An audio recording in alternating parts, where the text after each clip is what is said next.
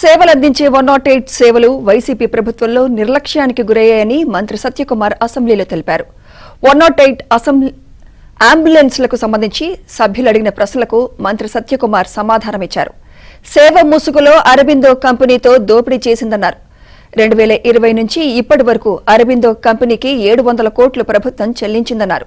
సరైన సేవలు అందించని కారణంగా పలుమార్లు ఫైన్లు వేసినట్లు గుర్తు చేసుకున్నారు.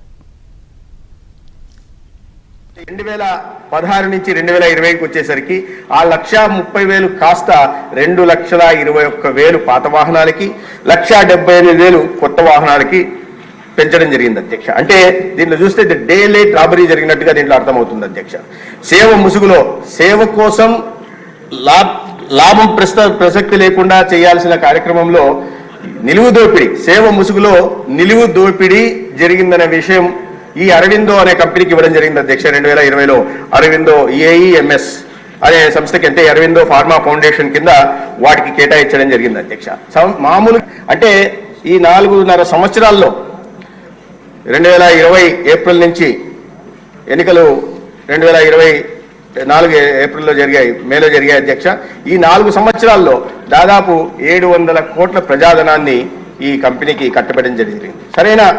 సరైన సేవలు అందించారా అంటే ఆ సమయంలో జరిగిన దీంట్లోనే అనేక సమీక్షల్లోనే అవైలబిలిటీ స్టాఫ్ 6,34,00,000 పెనాల్టీ వేయడం జరిగింది.